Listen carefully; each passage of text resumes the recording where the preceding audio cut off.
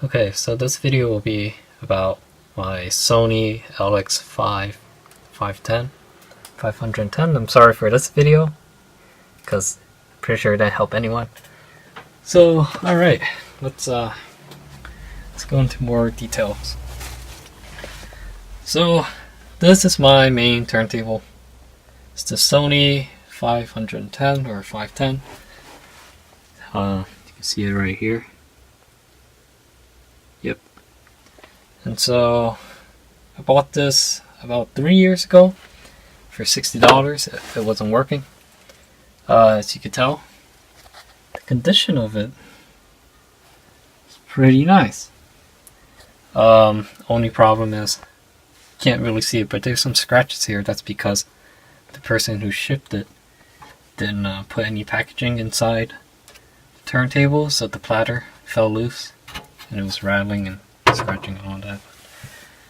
Yeah, good thing it didn't do too much damage. So alright, so this sat in my room for about 3 years. I recently fixed it. What was wrong was the belt was worn out and all the grease was also dried up. I'll go into more detail about that towards the end of the video. But right now it's fixed. So let me show you. Let me show you what you got here. You got your power, right? When you turn it on, this LED turns on. You also have a repeat button, the queuing button, the the arm transport button left and right, start and stop. This is a pretty nice looking turntable. I would say it's kind of modern. Not really modern looking, but it looks fancy. Alright. I'm using a iPhone to record, but I didn't know that iPhone didn't have automatic auto focusing for the video. But anyways, you got your light bulb here.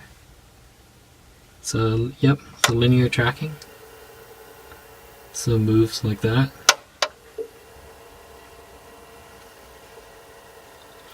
You know, it sounds kind of loud, but once it's tracking a record, you can't hear it. Let me mute that. So you can't hear the motor when it's operating. Quartz lock, so that's nice. Locks onto the speed. Right? Did you want to skip? It's easy as that. Find the track you want. Just skip just like that. Actually, let me turn on the audio so you can hear it. Right. It's a really rough video, but yeah.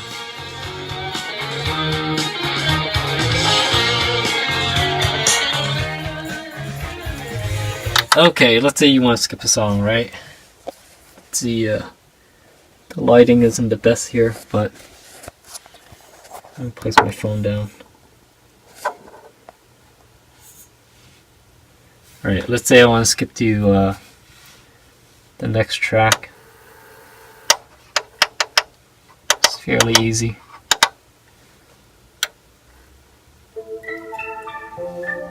Yep. Is that the last track? Yeah, it is. And if I want to go back to the other one.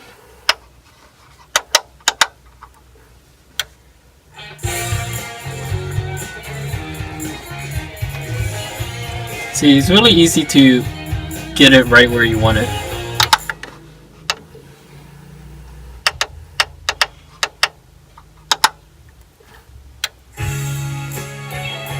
See? No mistakes there. And of course, if you want to go back to the beginning, just tap this twice.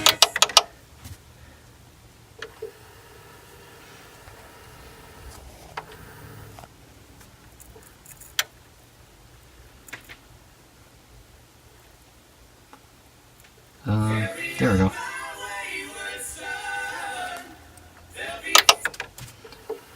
Okay. Now you look at this and you may be wondering, what's that light for? because you think it will help illuminate everything, so selecting tracks would be easy in the dark, but no, because that light is really far away, it doesn't reach here. Instead, let me put this down somewhere. Put it on top of a box, I guess. Alright. Instead, you see in the platter, turn up the exposure, there's some like slits in here.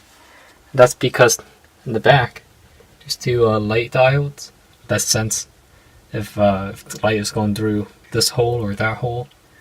So that's for the automatic size detection. So if I take this record from Drexel University here. Okay. Place it down. It doesn't select the speed automatically, so that's something you gotta do. But it does select the size automatically, so check it out.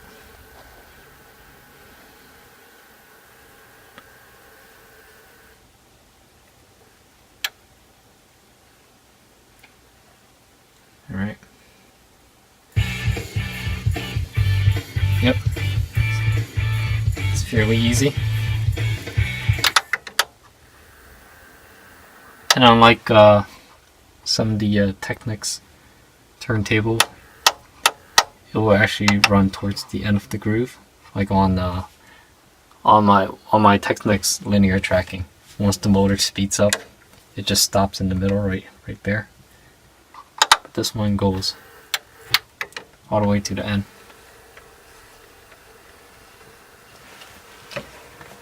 All right. And of course you have your 45 adapter. It's not the original one, but looks pretty nice. Okay. Put this somewhere. There you go. Okay. So not really much to say. It's a really nice linear tracking turntable. This is actually one of the quickest linear tracking turntables I used. But right here you can select the weight. So that's 1 gram. Let me change the camera setting. Right, that's 1 gram. That's 1.5. Then of course in the middle. No, I'm sorry, when it's all the way towards the front, that's yeah, that's 1.5 gram. Right here will be, 1.25 grams.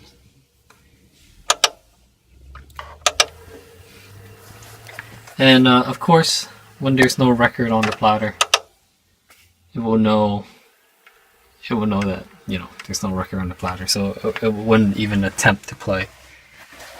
That's good. So why would you need to track at 1.5 gram? Because cartridges like this Ortofon here requires a higher tracking force. Right. To remove the platter, just take this off. Just pull on this. Be careful not to scratch the turntable because it jumps out. Yeah, it's on there tight. Yep, I didn't scratch anything, don't worry. But yeah, as you can see, the magnet, it's not on the actual platter. It's right there. The motor, like on the Technics linear tracking turntable or the direct drive turntables, the magnet would be right here. But this one, it's not. It's all inside the turntable, so that's pretty nice. And you gotta line these holes up. Try and do this one hand. There we go. Now, I heard that the newer direct drive turntables, like the Audio Technica LP20, heard some people complain that the motor is like loud, like the rumble or whatever. So let me give you an idea how loud this motor is. It's pretty quiet. So to do that, I go on my computer, because this is hooked up to my external sound card. This does a direct line in, so there's no like, you know, converting when it comes through my speakers. Okay, let's see. Alright, so that's the type of noise we're getting right now. You know, there's some noise because I'm using a really long cable to hook it up to my turntable. So something cool about this turntable is, hear that clicking noise? There's a relay inside. So the idea is once the stylus goes down to the record, you know, when the stylus goes into the groove, you hear a popping noise. So that adds like a little delay, like a switch, so you won't hear that popping noise. So set it down. You see, that's the noise. You see the max there with the blue line. So I'll start the motor. Now it might actually pick up the noise from me clicking the button, so just keep in mind. Alright, spinning. Yep, it picked up my button press. So let's just restart that.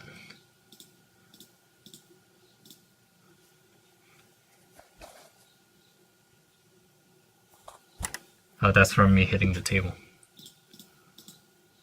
You can see it's a really quiet turntable.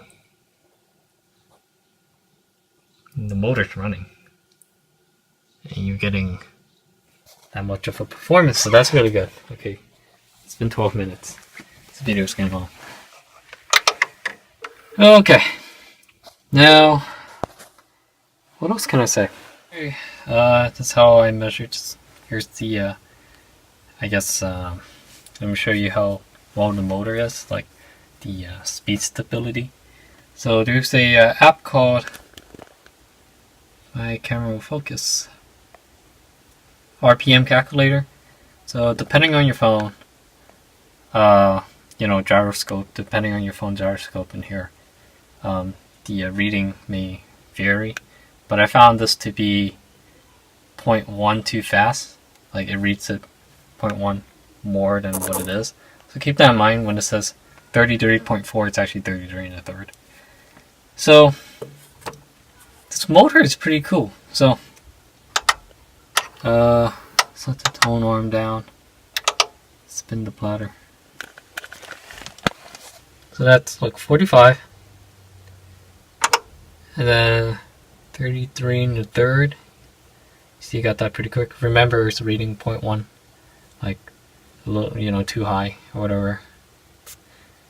Something really impressive about this motor I don't see anymore with like the newer turntables I've reviewed is the motor is really reactive. So if I just like this, you see it jumps up and immediately reacts. If I switch to 45, you see it went to 46. So it's actually a really good like system they have going on. It's really reacting to the changes.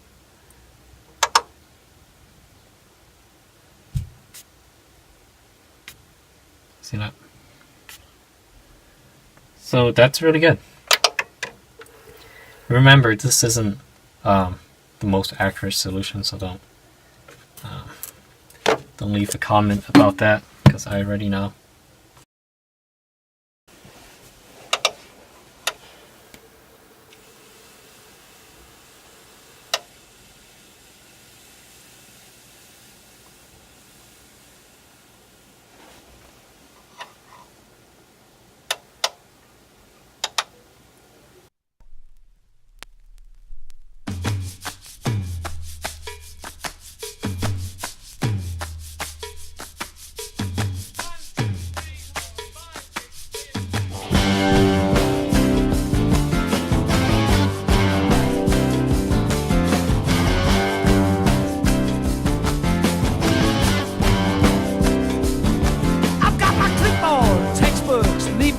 station.